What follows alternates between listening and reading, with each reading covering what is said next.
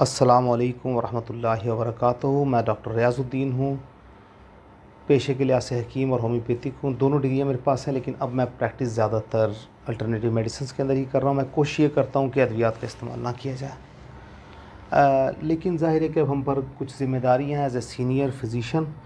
उसमें से एक है हमारी कम्युनिटी के अंदर अवेयरनेस पैदा करना। उसके लिए हमने एक सिलसिला शुरू किया जिसके अंदर हम पैथोलॉजी के हवाले से डिटेल्ड जो है यानी मर्ज़ियाती कैफ़ियत हम वो आपके सामने लेकर आते हैं।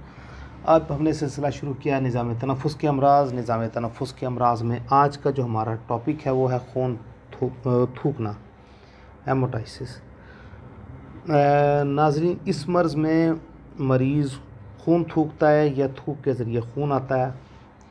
ऐसा अक्सर फेफड़ों की किसी बीमारी से होता है। बाज़ औक़ात ज़ोरदार खांसी और चिल्लाने से भी ये मर्ज़ हो सकता है। नाज़रीन, खून थूकना का जो मर्ज़ है, इसमें हम आगे चलने से पहले आपसे एक अर्ज़ करेंगे कि अगर आप इस चैनल पर नए हैं तो प्लीज़ इस चैनल को सब्सक्राइब कर लीजिएगा, ताकि उसके अलावा बेल बटन दबा दीजिएगा ताकि हमारी पोस्टें आपको मिलती रहें। उसके अलावा अगर आप पहले से सब्सक्राइब किया हुआ है और आपको ये वीडियो पसंद आए तो उसको लाइक और शेयर ज़रूर कीजिएगा। नाज़रीन, अगर हम खून थूकना जो है इसकी मर्ज़ियाती तफसील को देखें तो ये अक्सर टीबी की वजह से होता है, यानी जिन मरीज़ों को फेफड़ों की सोजिश यानी नमूनिया या फेफड़ों का मुर्दार होना या अमराज़ दिल या हलक या हंजरा या हवा की नालियों में से खून आया करता है। इसके अलावा ज़्यादा वर्जिश करने से और बहुत ज़्यादा ज़ोर से चीखने चिल्लाने से या खांसने या किसी पहाड़ पर चढ़ने, क्योंकि पहाड़ के ऊपर ऑक्सीजन की कमी हो जाती है एल्टीट्यूड पर, तो या फिर शिद्दत गर्मी के बायस भी मरीज़ खून थूकता है। अच्छा, कभी कभी ऐसा भी होता है कि लेडीज़ में मस्तूरात में मेनोपॉज के ज़माने में जब हैज़ खून बंद हो जाता है तो उसमें भी ये मर्ज़ पैदा हो सकता है, यानी वो खून थूकने लगती हैं। इसमें हलक में ख़राश होती है, सीना तना हुआ और बोझल महसूस होता है, सांस लेने में तकलीफ़ महसूस होती है। खांसी के हमरा थूक में खून खारिज होता है, लेकिन अगर फेफड़ों में कोई बारीक शरीयान फट जाए तो मरीज़ बहुत सा खून थूकता है। अब इस मर्ज़ को मज़ीद तफसील के साथ देखते हैं। अक्सर तो इस मर्ज़ का बायस मादा सिल होता है, यानी कि ट्यूबरकुलोसिस। यानी जिन मरीज़ों को फेफड़ों की सिल होती है यानी कि टीबी होती है वो अक्सर खून थूकते हैं, लेकिन दीगर अमराज़ मसलन फेफड़ों की सोजिश यानी कि नमूनिया में भी फेफड़ों में से खून आ सकता है। इसके अलावा फेफड़ों का मुर्दार पड़ जाना या अमराज़ दिल, हलक या हंजरा या हवा की नालियों से खून आया करता है। ज़्यादा वर्जिश करने, ज़ोर से चिल्लाने या खांसने या किसी पहाड़ पर चढ़ने के बायस भी, इस तरह हमने पहले अर्ज़ किए, मर्ज़ पैदा होता है। हलक में ख़राश, सीना तला हुआ और बोझल महसूस हो, दम लेने में तकलीफ़ होती है।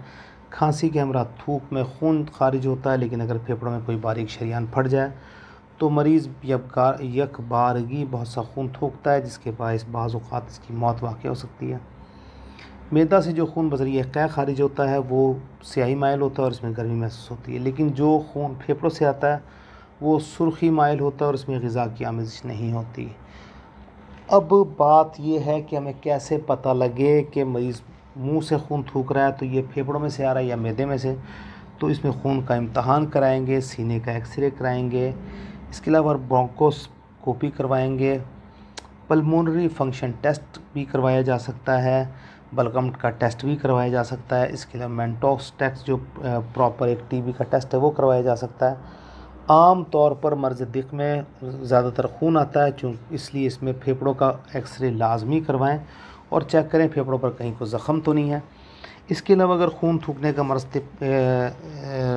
तिबे दिक़ की वजह से ना हो तो कोई भी खांसी का जो शरबत है, ब्रोटक्स वगैरह, होम्योपैथी के जो ब्रायोनिया वगैरह शरबत, कोई भी सिरप इसमें आप दे दें, मरीज़ को काफ़ी इफ़ाक़ा हो सकता है। अगर हम इसके इलाज की बात करें तो अगर किसी चोट की वजह से हो तो यकीनन पहली दवाई आर्निका होगी। अगर अचानक हो तो एकोनाइट। अगर खून स्याह रंग का आ रहा हो तो हेमामेलस। अगर खून सुर्ख चमकदार आ रहा हो तो फेरमफॉस। नाज़रीन, ये अलामत हम बुक्स से नहीं बता रहे, लेकिन अमूमन बुक्स में भी यही अलामत दी जाती हैं, ये हमारे ज़ाती तजर्बे में है। मरीज़ खून थूके और मतली के साथ थूके लेकिन मुकम्मल तौर पर ख़ारिज ना हो तो इसमें एपिकॉक आप दे दें। इसके अलावा बेसिलिनम बहुत लाजमी दवाई है, ये बहुत एहतियात से दीजिएगा क्योंकि कई दफ़ा ये थूकने की रफ्तार को बढ़ा देती है, लेकिन बहरहाल एट द एंड मरीज़ इस मर्ज़ से शिफा पा जाता है। अस्सलाम।